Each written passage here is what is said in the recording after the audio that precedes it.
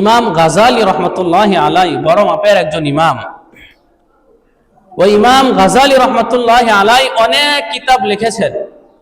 তার লিখিত কিতাব সমূহের মধ্যে অন্যতম একটা কিতাব হলো ইহইয়াউল উলুম। ওই ইহইয়াউল উলুমের মধ্যে তিনি বলেছেন যে জীব জন্তু সাধারণত তিন প্রকার। জীব জন্তু তো আমরা বুঝি, জীব জন্তু সাধারণত কত প্রকার? তিন প্রকার। এক নাম্বার জীব জন্তু হলো যেটা মানুষের উপকারে আসে, মানুষকে উপকার করে, ক্ষতি করে না, করলেও হাতে গোনা কয়েকটা। এই শ্রেণীর জীবজন্তু হলো গরু, ছাগল। গরু, ছাগল, দেখবেন গরু ছাগল মানুষের উপকারী করে, তাই না? গরু দুধ দেয়, ছাগলে দুধ দেয়, দুধ দেওয়া বন্ধ করে দিলে মানুষ জবাই করে খায়, ওই চামড়া দিয়ে জুতা বানায়, আরো অনেক কিছু বানায়। তো গরু ছাগল মানুষের উপকারী করে, ক্ষতি করে না, করলেও হাতে গোনা কয়েকটা। দুই নাম্বার জীবজন্তু হলো ইমাম গাজালি রহমতুল্লাহি আলাইহি বলেন যেটা শুধুমাত্র মানুষের ক্ষতি করে, উপকার করে না। মানুষের ক্ষতি সাধন করে, উপকার বলতে কিচ্ছুই করে না। যেমন সাপ বিচ্ছু। সাপ বিচ্ছু মানুষের কি করে? ক্ষতি করে, উপকার করে না। তিন নাম্বার ইমাম গাজালি রহমতুল্লাহি আলাইহি বলেন যে যেটা মানুষের ক্ষতিও করে না, উপকারও করে না। মানুষের ক্ষতিও করে না, উপকারও করে না। এই শ্রেণীর জীবজন্তু হলো বন্য শিয়াল, বা আরেকটা প্রাণী আছে যাকে বাঘ ডাসা বলা হয়। তো এই বন্য শিয়াল মানুষের উপকারও করে না, ক্ষতিও করে না। এবার আশরাফ আলী থানভী রহমতুল্লাহি আলাইহি মানুষকে লক্ষ্য করে বলেন, হে মানুষ, তুমি হলে পৃথিবীর সর্বশ্রেষ্ঠ জীব, তুমি হলে পৃথিবীর সর্বশ্রেষ্ঠ জীব। আল্লাহ তাআলা তোমাকে সমস্ত জীবের উপর সম্মানিত করেছেন, তোমাকে সম্মানিত করে বানিয়েছেন।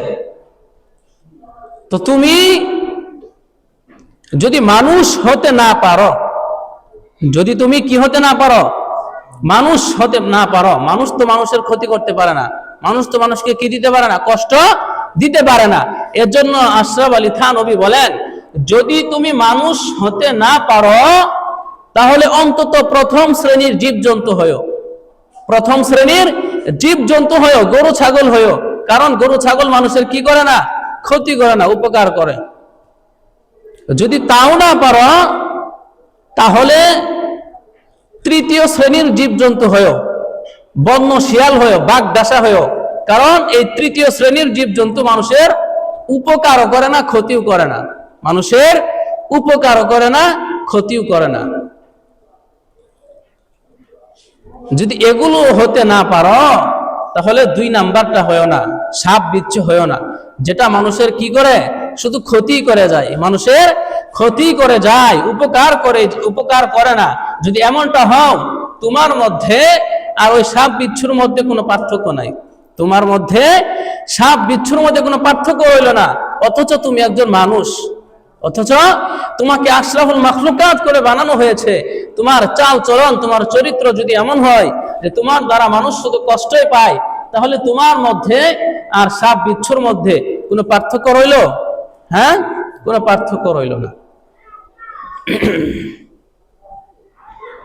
এই জন্য আল্লাহর রাসূল বলেন, আল মুসলিমু মান সালিমাল মুসলিমুনা মিন লিসানিহি ওয়া ইয়াদিহি, প্রকৃত মুসলমান সেই যার হাত এবং জবান থেকে মানুষ নিরাপদ থাকে, কষ্ট পায় না।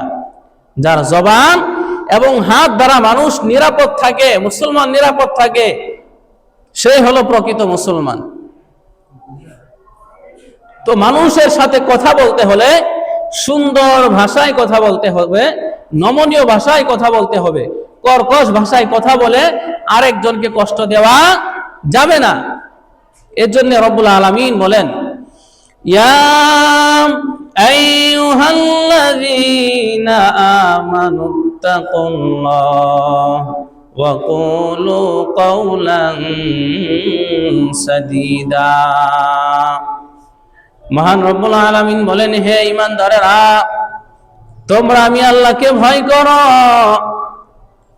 ওয়াকুলু কাওলান সাদীদা, এবং মানুষের সাথে ভালোভাবে কথা বলো, মানুষের সাথে সুন্দর ভাষায় কথা বলো।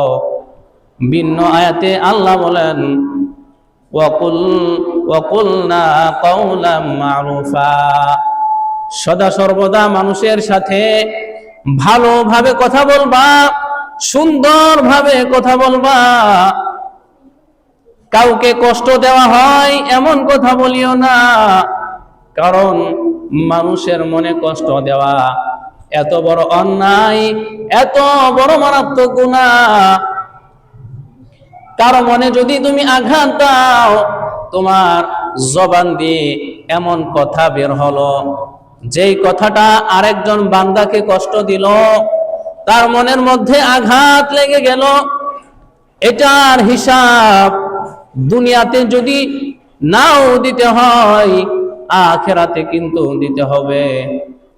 তুমি অনেক শক্তিশালী মানুষ, আল্লাহ তোমাকে অঢেল ধন সম্পদ দিয়েছেন, এখন তুমি তোমার চেয়ে নিচু পর্যায়ের নিম্ন শ্রেণীর মানুষের সাথে ভালো করে কথা বলো না। তোমার কথা বলার সাথে অহংকার বের হয়। তুমি তোমার টাকা পয়সার গরমে মানুষের সাথে ভালো ব্যবহার করতে পারো না, সৎ ব্যবহার করতে পারো না। তোমার জবান দিয়ে মানুষ কষ্ট পায়। নবী বলেন, তুমি পরিপূর্ণ খাঁটি মুসলমান হও নাই। কারণ মুসলমান তো সেই যার জবান দিয়ে মানুষ কষ্ট পায় না, হোক সে বিধর্মী, হোক সে মুসলমান, হোক সে অন্য ধর্ম অবলম্বনকারী। কিন্তু তুমি যদি এমন ভাষা ব্যবহার করো, এমন ভাবে কথা বলো, যেই কথা বলার কারণে আরেকজন কষ্ট পায়, নবী বলেন তুমি হয়তো সমাজের মানুষ তোমাকে মুসলমান বলতে পারে, আল্লাহর দরবারে তুমি পরিপূর্ণ মুসলমান হতে পারো নাই।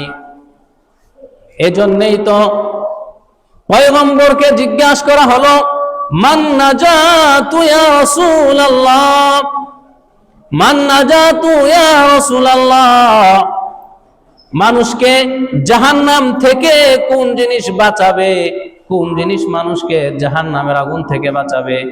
আল্লাহর রাসূল বলেন, তিনটা কাজ করবা, গ্যারান্টি দিলাম আল্লাহ তাআলার জাহান্নাম থেকে তোমাকে স্বয়ং আল্লাহ তাআলাই রক্ষা করবেন। এক নাম্বার, নবী বলেন, আমলিক আলাইকা লিসানাক, তুমি তোমার জবানের মালিক হয়ে যাও, তুমি তোমার জিহ্বাটাকে কন্ট্রোল করে নাও। কথা বলার সময় মেপে মেপে কথা বলবা, কথার ওজনটা কতটুকু হতে পারে। আমি যে কথা বলতেছি, আমার কথার দ্বারা কোনো মানুষ কষ্ট পাচ্ছে কিনা, এরকম কথা বলার আগে ভেবে চিন্তা কথা বলবা, যেন তোমার কথা অন্য কারো মনের মধ্যে আঘাত করতে না পারে। তো আল্লাহর রাসূল বলেন, যদি নাজাত পেতে চাও, যদি মুক্তি পেতে চাও, তাহলে তুমি তোমার জিহ্বাটাকে কন্ট্রোল করে নাও। এজন্য খলিফাতুল মুসলিমিন হযরত ওমর ফারুক রাদিয়াল্লাহু তাআলা আনহু সব সময় তার মুখের মধ্যে একটা পাথর রাখতেন, পাথরের টুকরা রাখতেন, জবান দিয়ে যেন কোনো অনর্থক কথা বের না হয়, জবান দিয়ে যেন অশ্লীল কথা বের না হয়, অথবা জবান দিয়ে এমন কোনো কথা বের না হয় যে কথাটা মানুষকে কষ্ট দেয়। এই জন্য উমরে ফারুক মুখের মধ্যে সব সময় একটা পাথরের টুকরা রাখতেন। কারণ এই জবান বিশাল বড় দামি একটা নিয়ামত। অনেক আল্লাহর এমন বান্দা আছে যারা কথা বলতে পারে না, আল্লাহ যাদেরকে বাক শক্তি দেয় নাই, কথা বলার যোগ্যতা দেয় নাই, আর আল্লাহ আমার আপনার জবানটাকে ভালো রেখেছেন। এখন যদি জবানের অপব্যয় করি, জবান দিয়ে যদি অনর্গল কথা বের হয়, তাহলে জবানের অপব্যয় হয়ে গেল। আর এই জবানের অপব্যয় হওয়ার কারণে আল্লাহর দরবারে হিসাব কিন্তু দিতেই হবে। এজন্য আল্লাহ বলেন, ইন্নাস সামআ ওয়াল বাসারা ওয়াল ফুআদা কুল্লুন উলাইকা কানা আনহু মাসউলা। তোমার জবান, তোমার কান, তোমার চোখ, এগুলো আল্লাহ সুন্দর করে বানিয়েছেন। এগুলো আল্লাহ কতই না সুন্দর করে বানিয়েছেন। ভেবো না যে আল্লাহ এমনিই বানিয়েছেন। এই জবানের হক আছে না নাই? জবানের হক আছে না নাই? হ্যাঁ, জবানের হক আছে।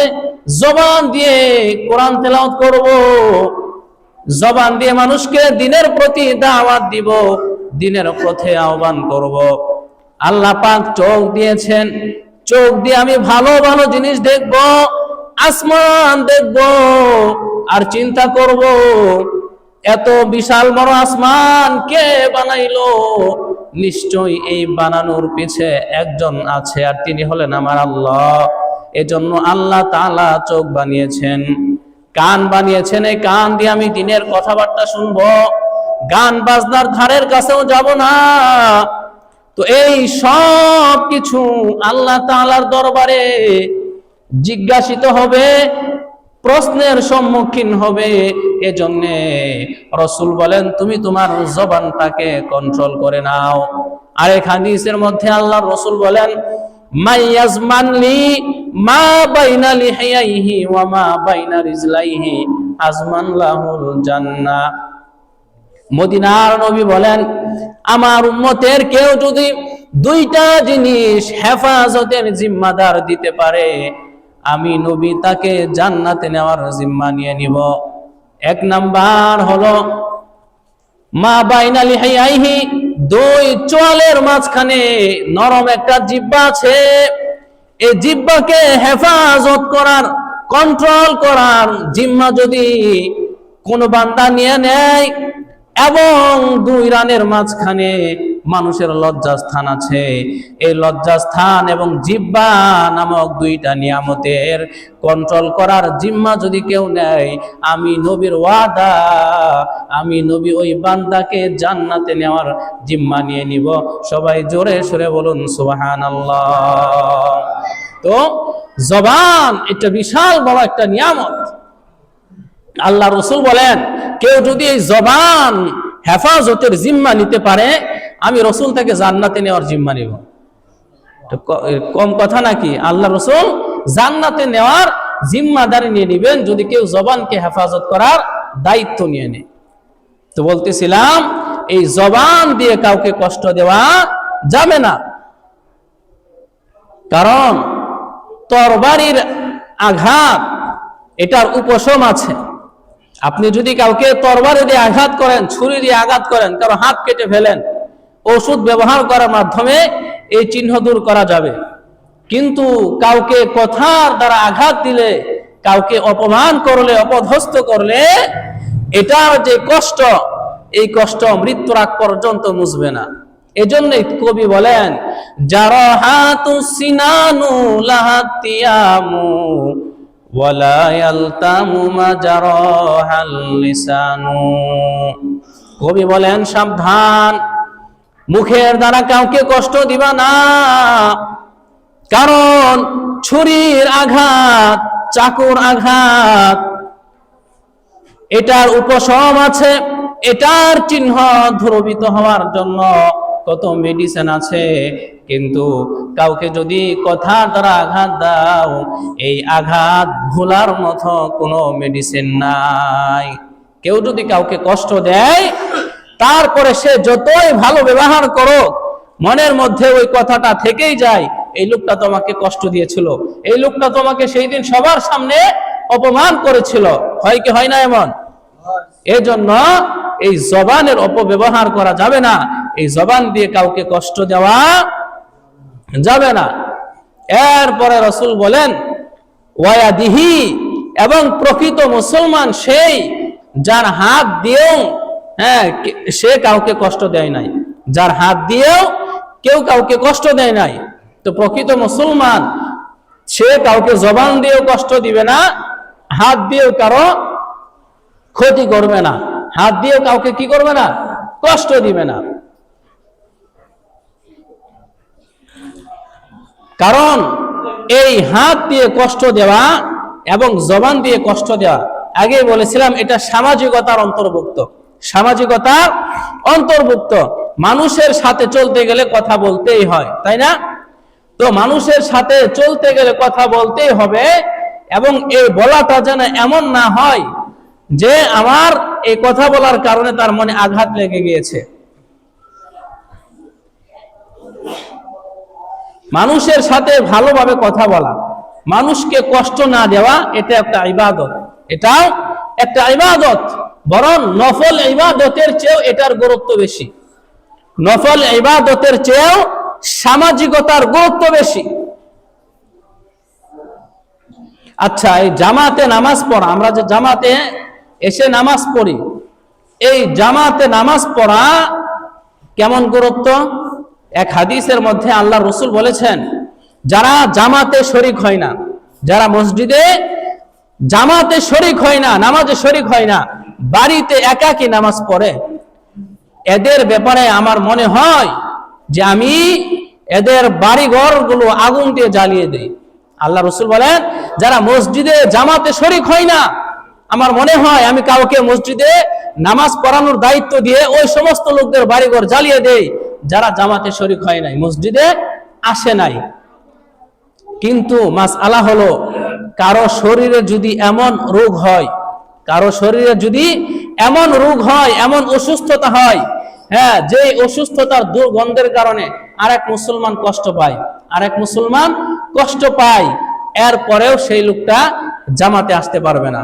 মাসআলা হলো এটা।